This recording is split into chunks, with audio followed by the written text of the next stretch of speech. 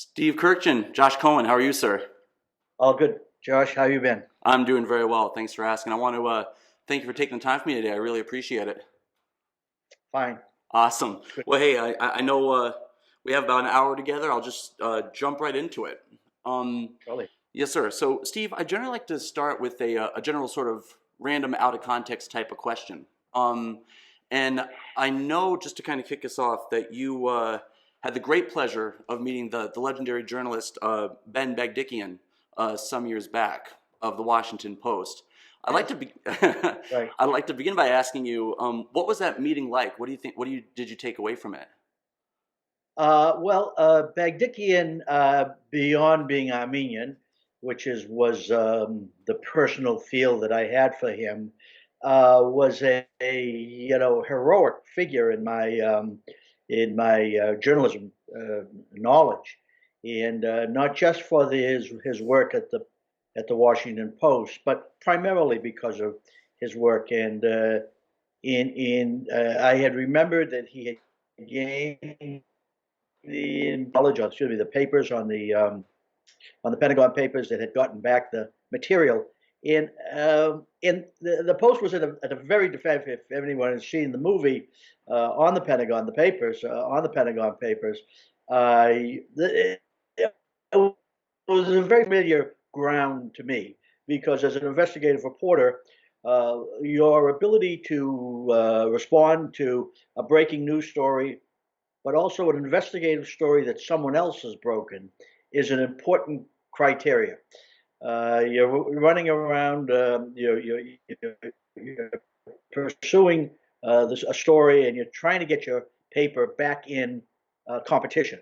Mm. No one likes to be second. This is particularly back in the day when people depended on the news for the date to what was going on in the world newspapers. So uh, uh, I questioned him about that. He came. I guess he was in Boston. He was at an Armenian event in Boston. So I asked him if he'd come to the Globe, and he did. And meticulously dressed, came in. I only got about five or six others from the newsroom uh, uh, uh, of his lore in his history. Unfortunately, I should have been able to fill an auditorium, and we just chatted over lunch, and it was a terrific time. That's awesome. Yeah, Extraordinary, yeah, Stephen. yeah. Yeah, it is a uh, it's one of the reasons I got on the Gardner Museum story is being Hmm. behind the Boston Herald, which was a back in the day until probably about 5 or 6 years ago, was the competing newspaper for the Globe in Boston. Would break a story, and inevitably, if it was big enough, an editor would come by my desk and ask, "quote, could I help out?" unquote. And I know how to salute, and so I'd get on it with whoever was on the beat, whether it's City Hall, the State House, or Courthouse, and we try to put the Globe back in competition, and that's an important criteria still for newspaper individuals. How to get how to have people in various places around the city, in the state government, who will may not go on the record, may not do present a document that everyone else is looking for, but in order to just point you in the right direction Hmm. is so important. Can I tell you one anecdote on that? By all means. It came to mind. Uh, in the mid '80s, um, there was a an announcement. The federal government, the U.S. Attorney's Office, announced I think it was a large fine. I'm going to say $5 million.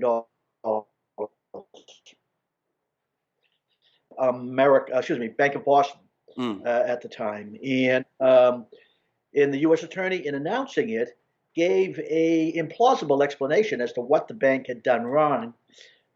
He announced that it had something to do with cash that the bank had gotten properly, but over from its banks in the Europe, and they were bringing it over by plane here, and they had failed to fill out the proper forms.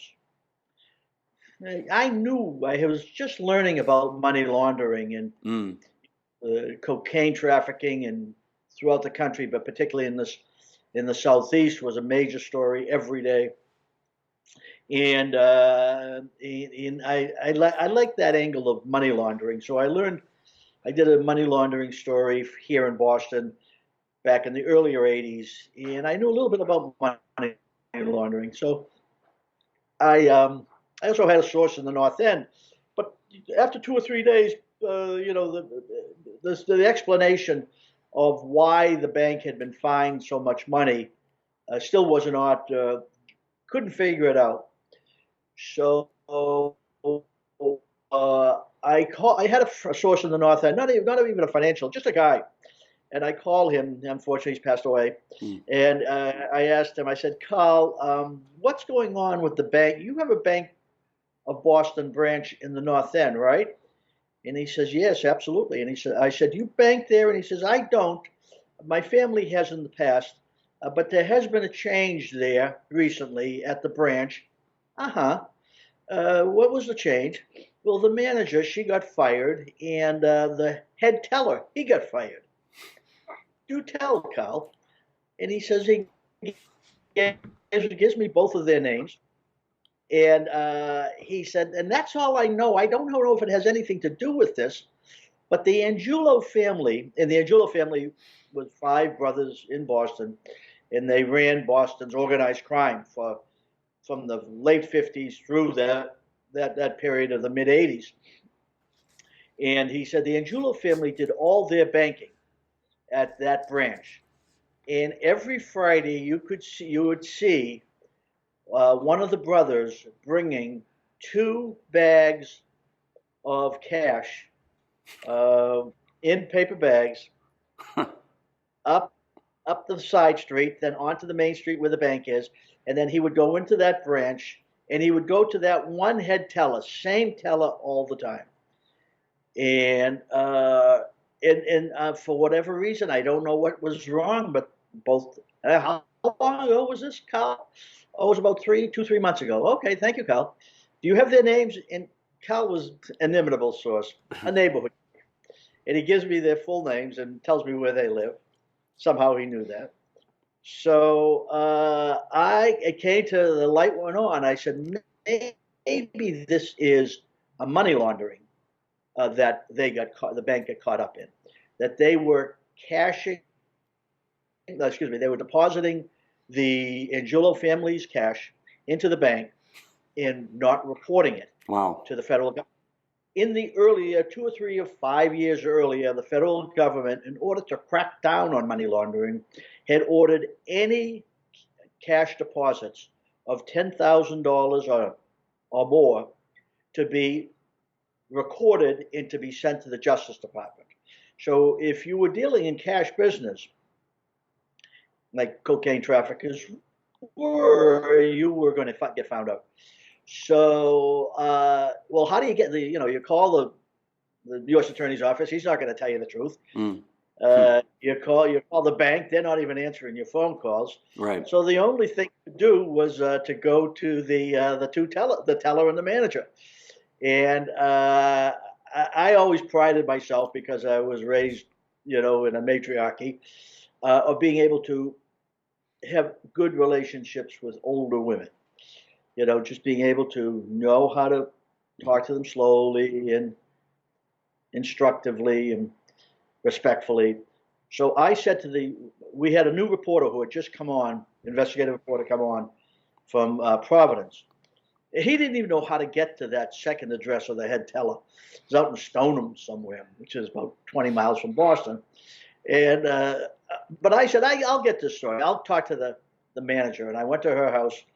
Well, her husband met me at the back door, and he was a big, bad guy. And he was not letting her come to the door, and all of my cheap charm, I call it, in talking to her and what I wanted to know. She didn't have to be on the record. She just had to lead me to what happened here and why she had lost her job. So I got nothing. I go back to the Globe, and within a half hour, I get a call from the other report, my colleague on the story, Peter Goslin, and he has had a full conversation, found the house, full conversation with the head teller, and the head teller exactly tells us exactly what my presumption had been, that the bank in that branch had accepted, I think over the years it had been like $6 million from the organized crime family, and had failed to fill out the form. They had never gotten the forms down at the branch. They had never gotten the forms. Mm. That kicked off a 6-month investigation by me and my colleagues on the Spotlight team into money laundering. But nothing will beat that next day story. And I came in the next morning, thinking the bank is going to be coming up with all different explanations or excuses. One of the columnists was having an early morning breakfast with U.S. attorney downtown, and he showed the front page headline: Bank of Boston, accused of laundering millions for the organized crime family of Boston. And he said, "Tell your editors there, hell of a story, right on the mark." We couldn't divulge it when we find the bank, what we did, because we have this ongoing organized crime investigation going on into the Angiulos, and that's what happened. Within a year, the Angiulo family was indicted, and among the indictments was money laundering. So, wow, bravo. but That's that investigative reporting is about, just having people in various places who will talk to you, trust you, and having a background on a complicated matter that will show the individual, whether it's the teller or the official investigator, that you can get the story right, and you don't have to be spoon-fed. That all they have to do is show you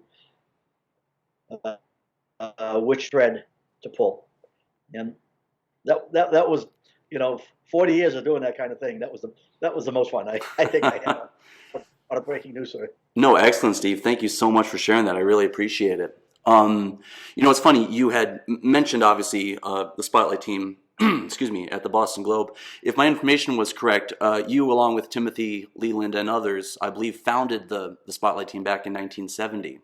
Yeah, 1971, but exactly. Okay. Certainly, yeah, sorry. I want to ask you, in plain words, why was the Spotlight team created? What was the impetus for it? Yeah, Tim was well born. He was pretty well connected to the editor of the paper, Tom Winship, and it was an early on sense during that Tim, had his arc of his career was just immense. And Tim knew me from the State House. He had covered, one of his previous assignments had been the State House reporting, and I had been up there as a cub reporter, first job at the State House News Service. And when I came to the Globe about 2 years later, in the late '60s, I had what Tim knew about me was that I was, I was good scrambler, getting the news, and also that I was going to law school. And Tim had gotten I think a year-long sabbatical to study or to work for both the London Sunday Times and I think for a paper in South Africa, although that might have been later in his career, but at least for the London Sunday Times. And the London Sunday Times had started what was called the Insight Team. And they went after stories. What the reason why it worked is that they had more than one reporter on it. They had I think the Insight Team had 3 or 4, 5 reporters on it, and they went after stories that you just couldn't get with everyday journalism. You had to know the laws, statutes, and you had to be sort of have a good relationship with the power structure in town, in the city, but they also had to have high regard for your paper. And and that was sort of the breeding ground for the Globe. The Globe was, because of Winship, was a crusading newspaper. We cared about the right things: civil rights, anti-war, environment. We were with feminism.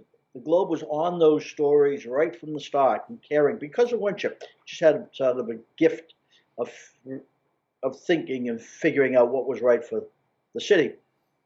But they didn't have anybody who was, or any group of people who was going deeper into the story, in telling the stories that City Hall wasn't giving us, or the State House wasn't giving us. Why? Because they're all part of the political structure, and they're all being, Boston is a big city town, a lot of unions, a well-oiled machinery, not totally corrupt, but still. They wink and nod, and look the other way so the corruption happened. And so Winship never was able, even though he liked the stories about that, and we had won a Pulitzer Prize in the mid-60s on a story regarding, they criticized the Kennedy family and some judges they had put in place, but we didn't have an ongoing investigative zeal to it. And Tim said, we could do this, and proposed it to Winship. And Winship says, 3 or 4 reporters working together, that's not the way it works in a newsroom. Right. You're all snarling dogs. You don't work together. You don't work well together. And he said, why don't you do this? Go down to Washington and go see my friend Ben Bradley. They've been doing some investigative reporting down there, and see what Ben says. And Tim brought it down, and Bradley shook his head, said it won't work. Reporters will not work together. They just won't work together, particularly the best. They're lone wolves. So Winship, he came back to Winship, and he says, Bradley doesn't like the idea, not because it would get good stories, but we're not going to work together. So Winship says, frig him, go start it. And so it was Tim's sort of resilience and that this would work. Boston was a good place to have, government looked at rigorously. And the Globe again, but it's not just there's corruption there. The people have got to believe in the paper, and not just the reporter who means and talks well, but also the paper that'll stand up behind him. And the Globe did have that reputation from, for at least a decade, 2 decades before then. So he went to the one reporter in the Globe who could make it work, and that's Jerry O'Neill. The late Jerry O'Neill passed away 18 months ago. And Jerry had done a couple of investigative reports out of City Hall. I mean, he had gone to law school, but he wasn't really interested. He loved writing. He was terrific. Best reader, best writer, and 6'2", he sort of just looked like a cop. And if there was right or wrong, Jerry knew it just by hearing it, just boom, and how to get it. So Tim said to Jerry, well, who we get for our third? And Jerry said, let's get Kurkjian. He's got a legal background, and he'll work forever. And they came to me, and I went to Winship, and they said, I don't know, what are you talking about, investigative reporting? That's what we do every day. That's what I do when I go in at night. And he said, this is going to take 3 or 4 months of story. And I said, I don't like that. 3 months with my name not in the paper, I don't like that. So Winship said to me, Steve, I need you to do this for me. What can I do for you? Now, that's how Winship would always talk, the funniest way. But he didn't know he was talking to an Armenian. Yeah. But I didn't hear someone say, what can I do for you? He's going to say, I got that. I said, my sister just graduated I think she had just graduated from high school, and or maybe college, I forget, the early 70s. And she said, I said, she doesn't have a weekend job. And he said, Oh, Jesus, tell her to go down and the classified and ask the head of classified. Now she'll get to work. So I said, thanks, Tom. I'm on the team. So I was only going to be on for 1 year, but two things happened. Who became my wife walked in and as our researcher, and we came upon a couple of stories, including one that won a Pulitzer Prize in '72. And I never wanted to leave. It just was so much. I was still learning how to talk to people, how to gain information, and what I call the second step. The second step is the most important step for a reporter. The first step, you just go there, you notebook out, take down whoever's talking, how many people are driven out of the fire, who was shot, who was arrested. I mean, that we can do that. Anybody can do that. It's the second step that an investigative reporter learns how to do, and that is, how do I determine if this is a tragedy that happened, or whether or not there's a deeper story to it? Could it have been prevented? Was there? Let's use, if there was a school bus goes through a stop sign, goes through an intersection, and gets hit, and there's this an actual story, and there's kids get hurt. Was there supposed to be a stop sign there? Right. And if there was, who called the town hall to tell them the stop sign wasn't there, and they had done that the week before? All of a sudden, an inside the Metro story becomes the next week a page one story, because officialdom, the town hall, had fallen down. And when you put something like that in the paper, two things happen. People get punished, but secondly, the citizenry begins to believe in your newspaper, that it is out for the local person, a local family, looking out for them. I like to say, when I give my talks on journalism to the kids, I say the most powerful sentence for me in the English language starts with these words: I'm Steve Kurkjian from the Boston Globe, and I want to know ... It's not the Steve Kurkjian that's the powerful part of that sentence. It's from the Boston Globe. Because that individual whom you're speaking with knows, if they don't give you sort of reasonable answers, I can't tell you because it's under investigation. And if they lie, it's going in the paper. And when they go in the paper, goes in the paper, and it's complete, which every newspaper is going to mandate, there's shame. And there's shame to the public official, but there's also a sense from the community.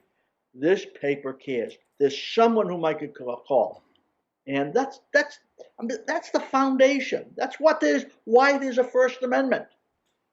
That's what the founding fathers believed in.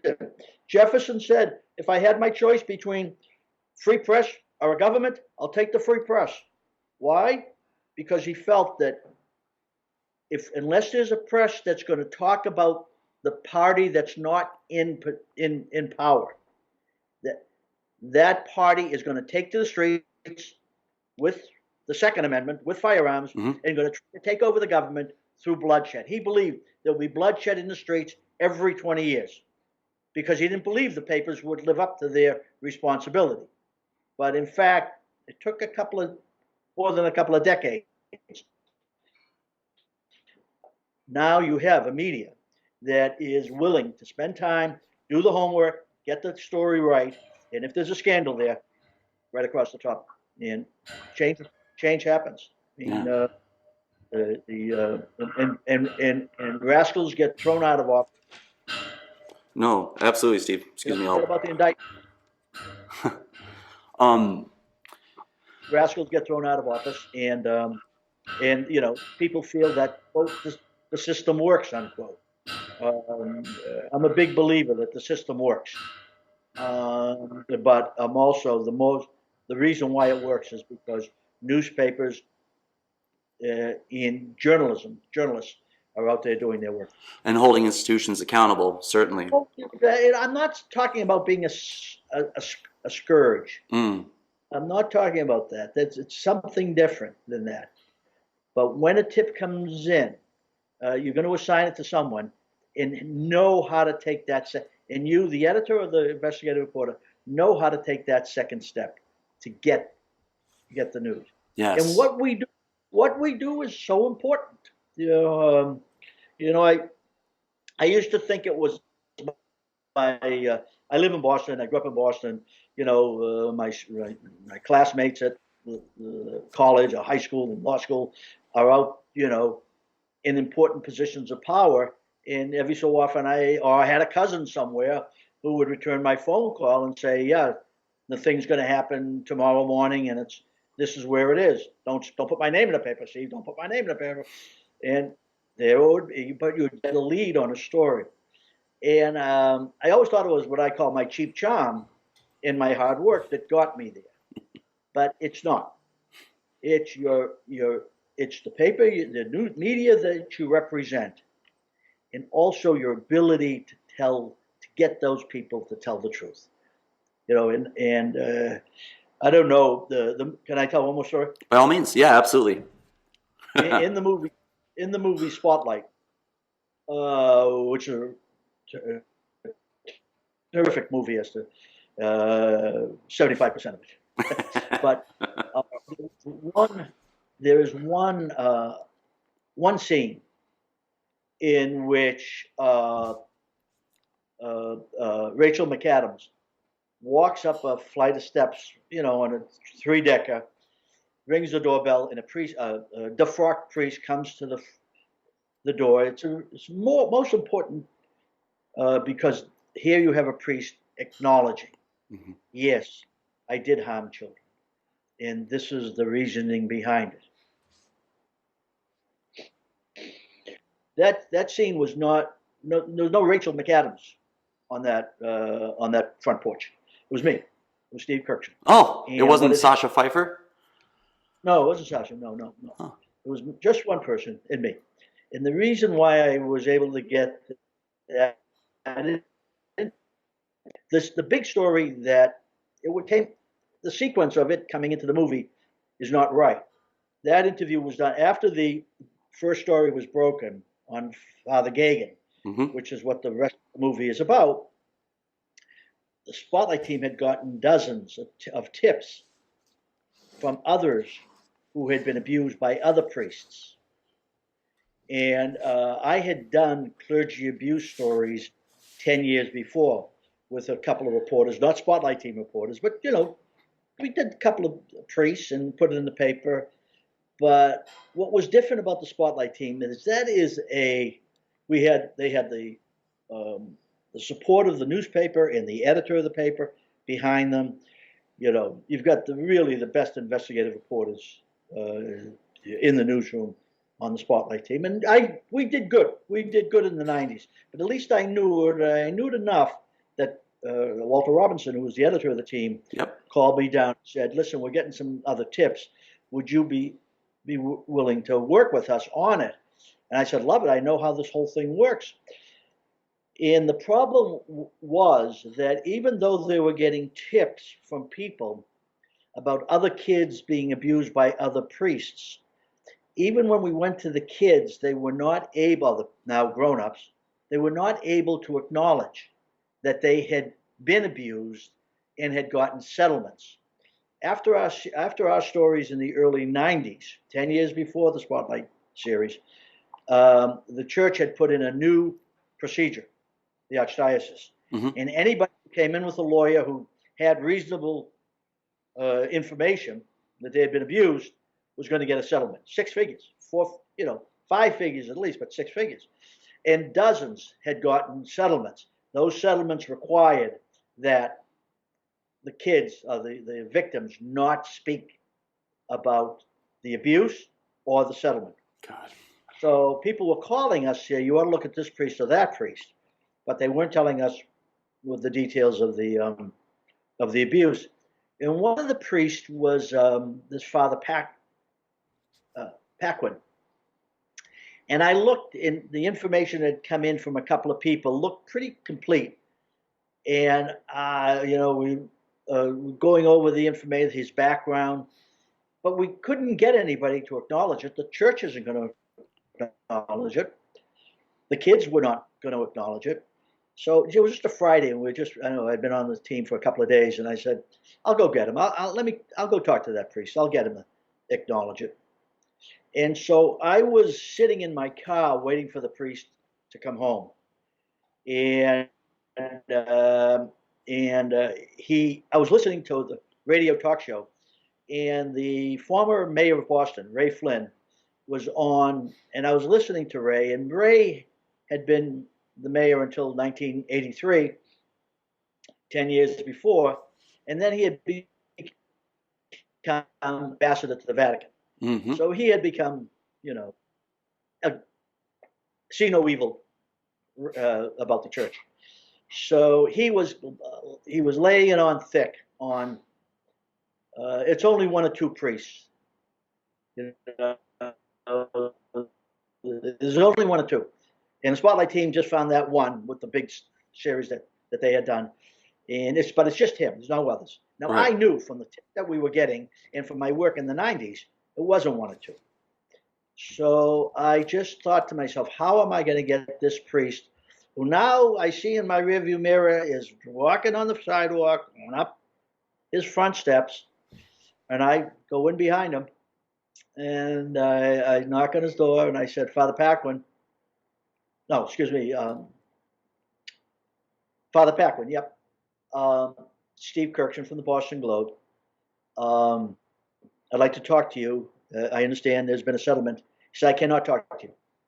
I can't talk to you about it. I said, and this just came out of nowhere, but I think it was because I was so frustrated by former Mayor Flynn's defense or statements of protestations. Mm. I said, Father, I did work on this back 10 years ago. There's this one. We're getting dozens of tips into the Spotlight team. You and I both know that this is systemic. It's not one or two bad apples.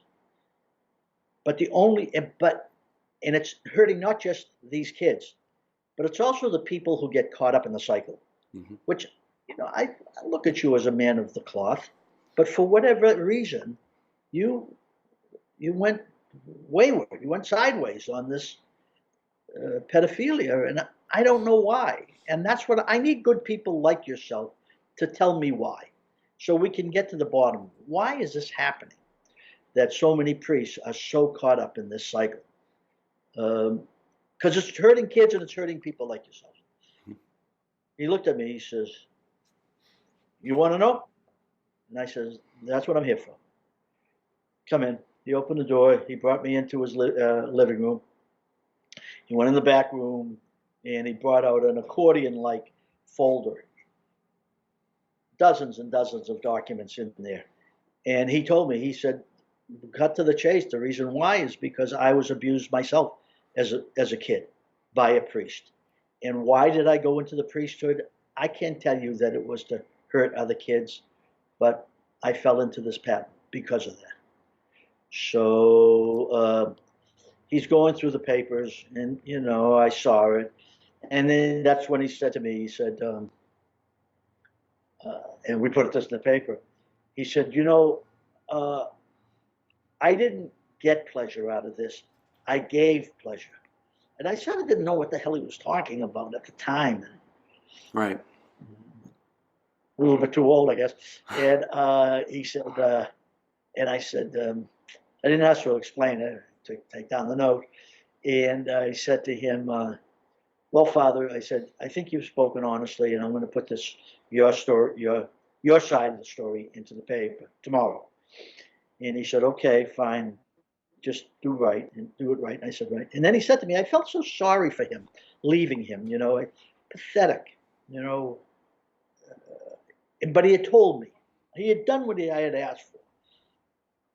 So he said, I have a note here that I picked up at the church, the Boston Herald, which is our competition. Sure. call, called me, and they must have gotten the same phone call that you had gotten about the case. Should I call them? And I said to him in a moment, which outraged my colleagues back at the paper, but a moment of feeling some heartfelt feeling for the guy. I said, I asked you to tell your story, and you ought to tell your story. So I'm not asking you not to call the Herald back. So I think he did. He did call. They had one paragraph in a long story about him, but I still believe that that's what we are part of: truth telling. Mm. And it doesn't work every time. The lawyers don't believe it. Most of the defendants won't do it. But when you tell them that what they're telling you, if they tell you the truth, it could cause a change in the system so that abuse doesn't happen again. I think that that's why, in the end, people confess to us. And that's why I certainly know that's why Father Paquin Wow. confessed. He was indicted later, went to jail. Mm-hmm. Went to jail. So we do. That's extraordinary, Steve. No, thank you so much for sharing that.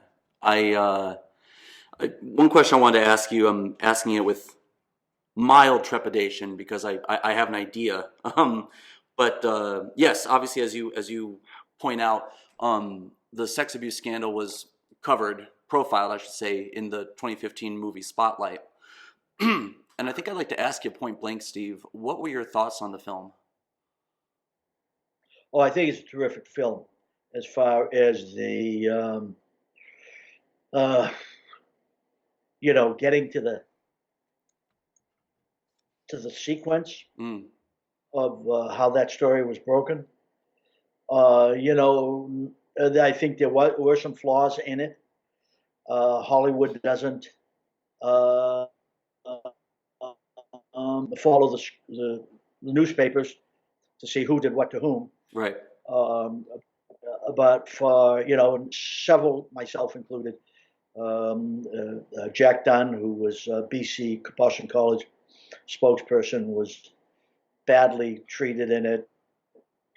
I think our publisher was not well represented in it.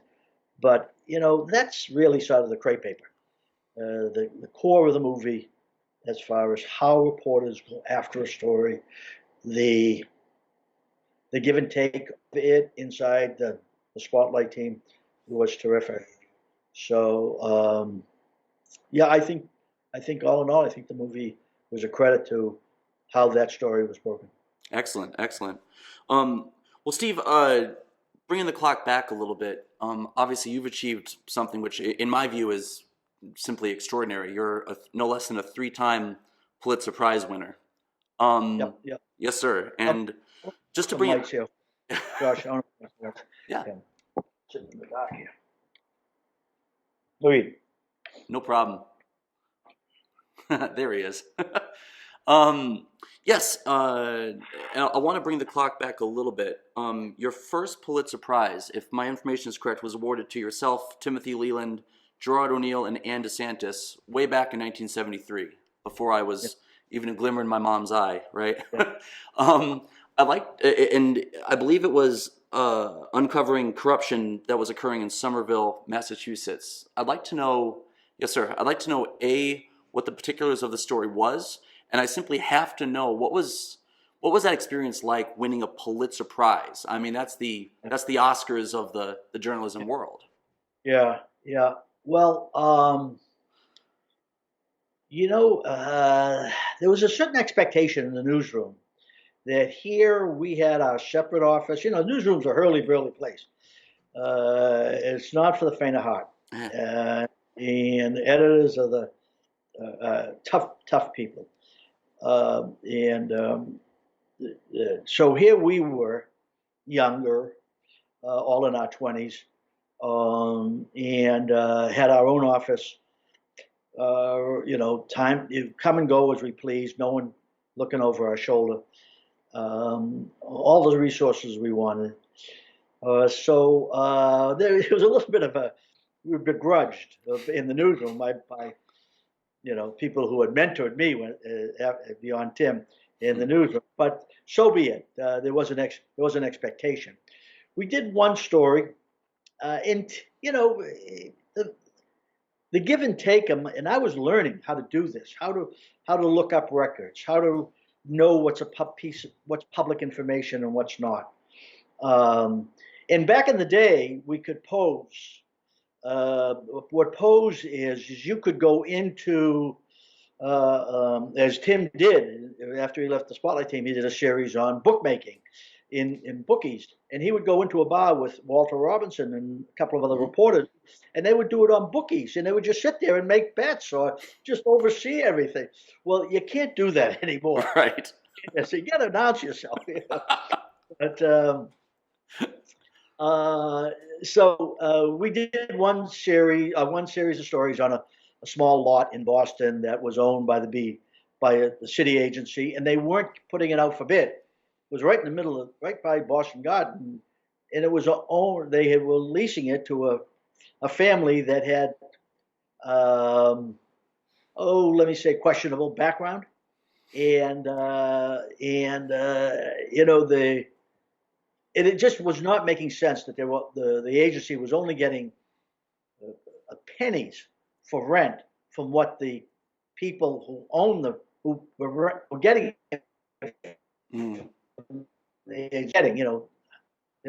So we sat in that lot and counted the cars coming and going for 2 weeks and figured out that that they were making a hell of a lot of money. It was a boondoggle. Were there kickbacks? We weren't able to show that. Was it breaking the law? We weren't able to show that. But at least it shut that lot down. The city put it out to bid. It became one of the high rises in Boston. But it got the public's attention. Jesus, the Globe is really, was flexing its muscles. And because of that, we got a young man who was a teacher in the city of Somerville. And he prided himself in being sort of a good, knew how to do reporting. I think maybe he had also done some stories for the Globe as a correspondent. But he came in and he had befriended the mayor of the city of Somerville, a new guy. Somerville was an industrial city, tough guy city. One of the crime families in Boston lived and operated out of Somerville. There was just a lot of questionable activities at City Hall. And a new mayor had come in fact, a minister, and he had taken over City Hall, and he had started to go through the records, the invoices of contracts that had been given out in the last 10, 20 years by previous administrations. And he realized that there had been lots of no-bid contracts given out to friends and political supporters of the previous mayors by previous administration. And why it wasn't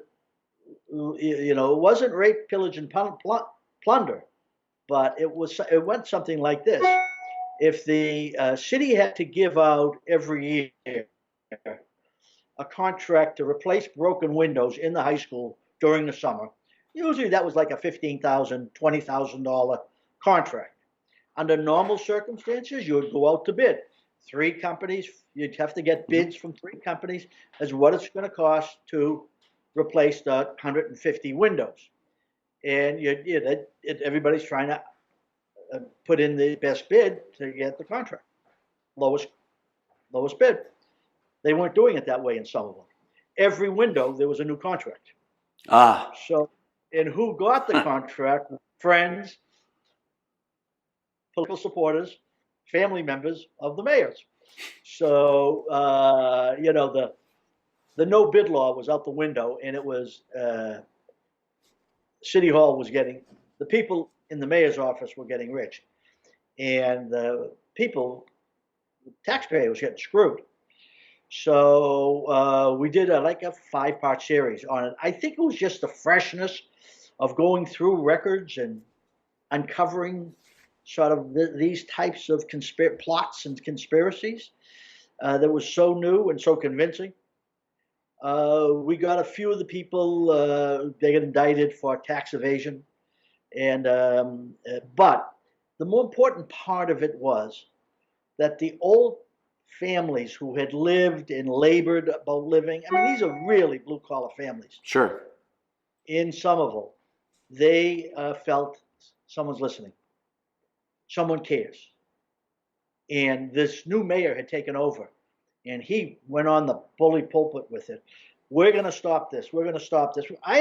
We'd never met the guy before, but he was terrific. So, and Somerville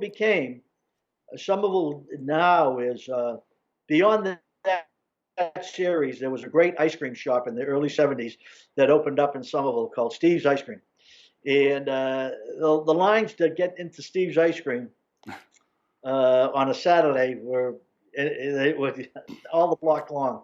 But I think that what changed some roaring cities of our community now, of our state now, is the Spotlight series and Steve's Ice Cream. So they put that in. I think that an investigation was announced. We did another reporter did some follow-up stories, and come April, what was it like? You know, I had married Ann DeSantis then, Hmm. and we were driving. I think she was still working at the Globe. Maybe she had gotten a job downtown and drive her into work in the morning. And every month, 2 months, 6 months after the story, she would look at me and she says, "You still haven't come down from that." It's a pretty good high for whatever I was, 28, 29 years old. It's a pretty good high. I love it, Steve. I can only imagine. Um, Beautiful. Let me see. I'm definitely excited to talk to you about the Isabella Stewart Gardner Museum and the famous art heist. You, Yeah. yeah, you very kindly invited me to a seminar you gave on it just the other day. Yes. Yes. Web. Thank you for that, by the way. Good. And I know your father was an artist as well. I'm curious, what guided you towards this subject matter? What first seized your attention Yeah. to it? Well, I was in Washington when the theft happened. I was at the Globe's Washington Bureau, heading up the Washington Bureau, and that was the busiest time of my life as far as work was concerned. So I wasn't able to put too much time into it, but I had a source on the trustees in the trustee level at the Mute, and I called him and I said, "How's that case going?" And he said, uh, uh, "It's." He said, "Oh, the FBI tells us they'll have it solved in a few weeks, a month or so. I can't tell you anything, but I'll let you know when they solve it." And I come back from working in the newsroom, and the mid 2 years later, and they still haven't solved it. Hmm. And he said, "We've upped the reward. We have high hopes, but the FBI does not want us to talk to you about it. To tell you what we know about it." So in '97, the Herald got a big scoop, and nothing drives a newsroom like your competition getting a big scoop. And they had a front page story by one of their better reporters. Excuse me, that reported. The headline was, "We've seen it," and what they showed was a picture of one of the stolen masterpieces from the Gardner Museum, and the Storm of the Sea of Galilee. Mhm. And the reporter alleged that he had been taken to a warehouse where the masterpiece had been taken out of a rolled up cylindrical roller, and unfurled and shown to him for a millisecond. But that was what we've seen it. So the Globe started, one person or another tried to catch up, couldn't catch up. So the city editor, Sean Murphy, who's still at the paper, terrific reporter, came to me and said, "Steve, can you help us out here?" So I said, "Sure, anything you need." So I found the guy who had shown him, the Herald reporter, and he was in a flop house down in Brooklyn. I flew down there and got him out of the flop house. He was totally drugged out. Mm. And I said, hey, listen, you can't let the Globe's the most important story for us. You got to let us on. He says, I'm not going to let you on. I'm not going to give you anything. I hate you guys. You wouldn't pay to get my wife down here, and the Herald did or whatever. So I said, well, that doesn't make any sense, but, you cast your dice. So, but I was in, and I stayed on it. Globe's day in and day out reporter on it. And there was every year or so there would be an announcement. We've got a big break. Well, the FBI is going to break the story, and nothing ever happened. But I would write those stories dutifully. But I got to know some of the investigators, both private and the FBI, and I knew how hard they were working, but they just were not getting a eureka. But I was building up some sources and some understanding of it, and I was finally able to convince the museum in 2004. Nothing is ever going to happen here unless you tell a full story. We don't even know, what time of night this was called in. We don't know who was on, and you don't know any of the details. And the FBI will never tell us those details. You have some of that information because it was your guards who let them in. Right. So I was able to convince the director of the museum to help me on it. They didn't have very good records, but they had enough, including the names of the two night watchmen who were on duty that night. And one of them, Rick, he made the grievous errors to let the bad guys in at 1 o'clock in the morning. As police officers, they rang the doorbell saying we're here to investigate a disturbance. He was the one who made the grievous error of letting them in. So his name was in the notes. He had left the museum, gone on with his career, and was now living up in Vermont. So next day, 2 days later, I pull all my notes together. I said, let me go up and see Rick. I chased him all over the town. I can't find him. Finally, someone who knew him said he usually goes home around 9 o'clock at night. And thank God it was moonlit because it was so, the only way to get to his house was through this winding woodsy road, and there was snow on both sides of the road. And finally get to the house, and his car was in the driveway. So I walk up to his back door, bang, bang, bang, bang, and it's 9 o'clock at night, and I'm pissed because I've been fucking chasing him for 12 hours. Steve Kurkjian from the Boston Globe, I need to talk to you. Get out here. Boom, the back door flies open. He comes running out with a whole explanation. It's not my fault. It's not my fault. The other night watchman never had worked that shift before. They never trained us. Blah, blah, blah, blah, blah. Slow down, young man. Slow down. We got a lot of talking to do. But he was ready, willing, and able to talk to me. So I said, where can we go? He said, I can't do it in the house. House is not. Maybe he had the paintings in there, but I never questioned him about that. But he's never been implicated in the crime, except for his stupidity. But we went downtown. We spent 3 hours taking notes. And he's smoking away, drinking, eating, and me taking notes. So he told me the story of what happened that night, and that was the base of a story on the then 15th anniversary in 2005. And I retired in 2007, and I said, there's a book here. I went to one agent. He said, the only book here is if you solve the crime.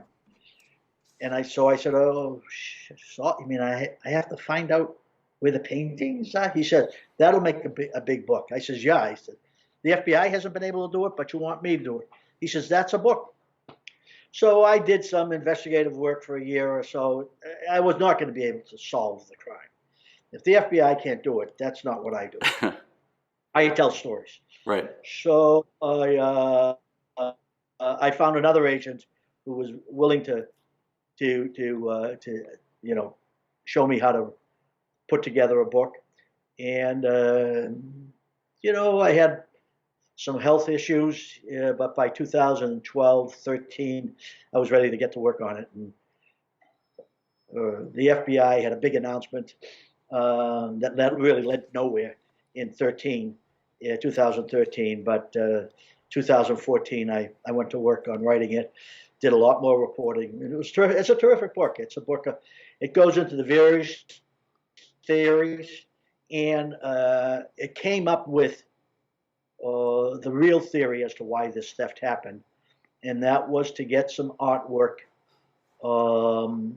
that the authorities, that civil society would want back so badly for the crew or for the criminal gang. Yes. That could return to get out of jail free card. And that, I continue to believe that was the motivation for the theft. But now we're 30 years later since the crime, since 1990, and not a single piece has been returned. Not a single person has been arrested. And if you go to the museum, which I would urge anybody who hears me to go to the museum and see the beautiful museum, but those empty frames that are still on the wall of the museum, particularly in its most majestic room where several of the masterpieces were stolen. It's like broken fingers or missing fingers. Right. It's just tragic. And I'm a Boston boy. I grew up in Boston. I know it makes Boston laugh, and I think this makes Boston cry. And I feel that it would be a terrific coup for the city and for the museum, but also for all of us who, my father was an artist, but I don't have that gift. But I do know, that what's just. And what's just is that those paintings belong back in the wall for my grandkids. My kids have never seen them, but my grandkids deserve to see them. And that's what for all of Boston. Our grandkids need to see these. So if you know anything, call the feds, call the museum, call an investigative reporter, but call someone to give us that piece that could solve this case. So, to me, it's like I called Boston's last best secret. I see it as just one hell of a story that, done, if you connect all the dots, could get a recovery, which would be a terrific coup for the city. Yeah, absolutely, Steve. No, I appreciate you sharing that. I know we're coming up on our time, sir. I have just a couple questions left, if that's okay. Sure. Awesome. I got one text from some. No problem.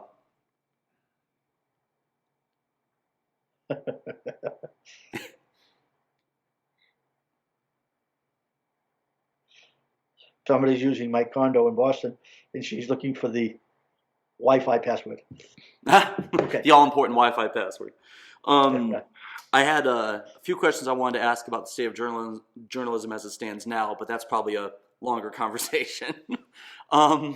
So I think I'd like to ask you, just to kind of close this off. Yes, sir. Oh, sorry. Yeah, I have one great thought on that. I don't think I could keep up with the breaking news stories on key issues in our lives, our country and families' lives. This past year, both with COVID, the election, the boisterousness of the election, the uncivility of it, and where that all comes out. I never worried about the ship of state. I never worried about it. But coming out of this election, I am worried about it because I still don't understand why. I just still understand the Trump effect. Mm. And, I have great friends who, associates who are police officers, and they are true believers in Trump. And we don't talk about it. I do my work with them, and we don't talk politics. But I still don't understand it. And beyond Trump himself, which I think is one hell of a story still, what happened that this segment of our society felt so disenfranchised that they would believe in the bullishness was the way to get served, heard. What did we miss?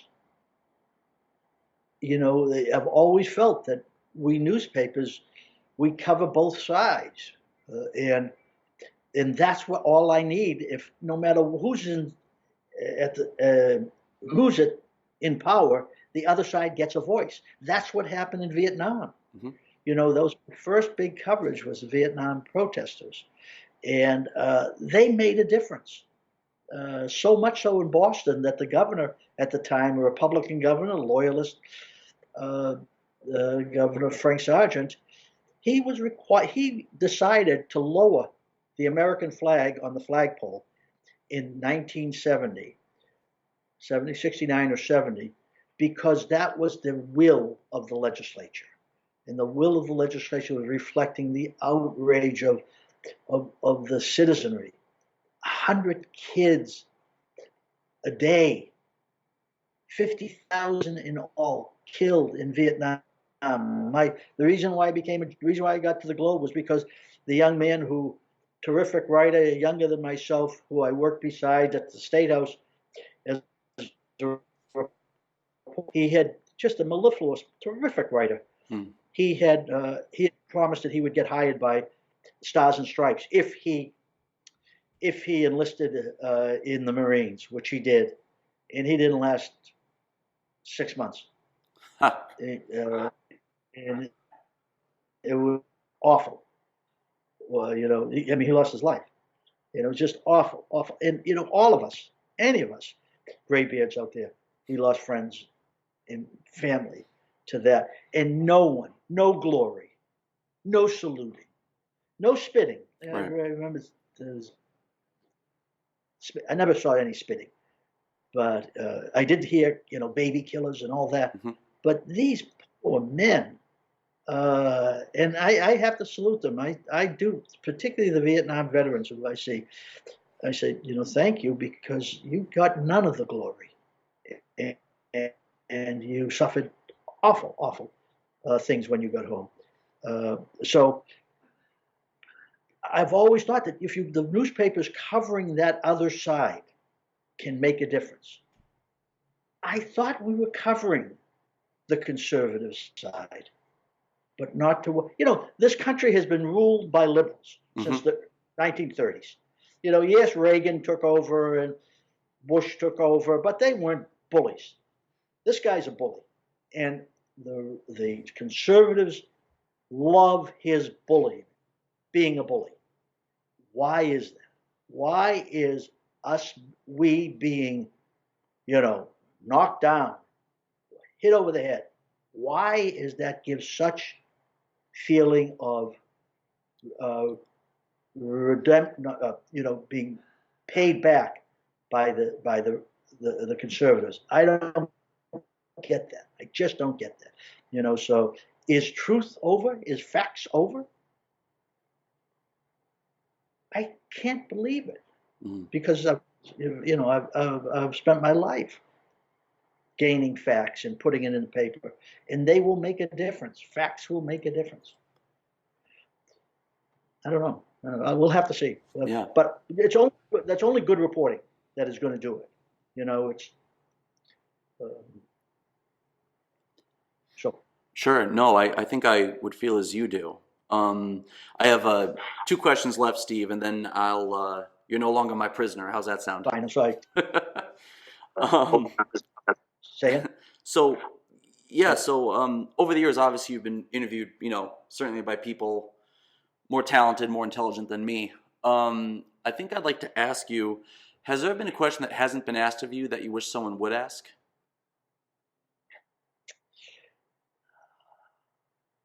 No, no. The best question I ever got was,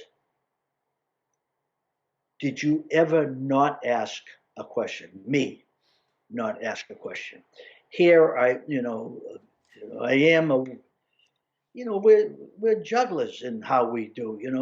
At a press conference, the reporter, what didn't I ask? What does the editor want to know? And I was asked to talk to the people who put together the Brown University, I think it's called the Collegian, it may not be, but brown paper. And I went down there and I talked to them about the job of the late night reporter. And back in the day, you worked from 4 in the afternoon to midnight. And back in the day, when I started with that shift, we would have to make phone calls to the families of soldiers, say people who had died in the war. And it would come in, those would come in like 4 o'clock, that list who were local for our area.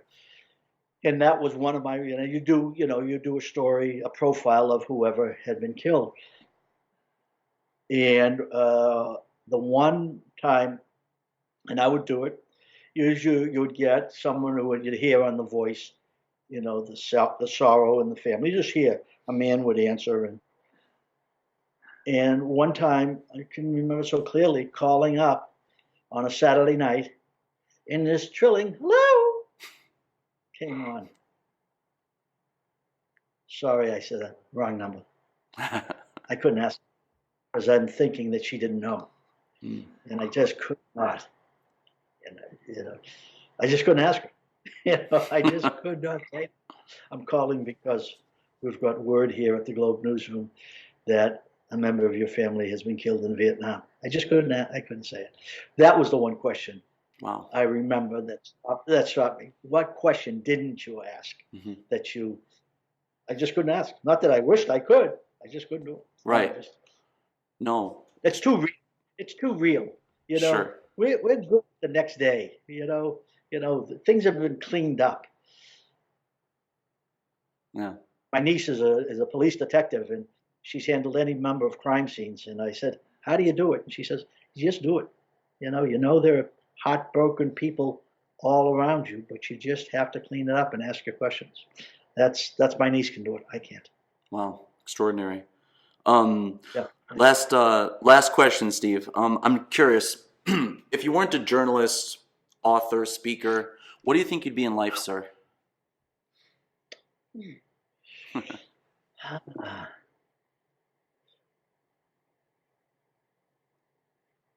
me answer that question. So, it's a good answer.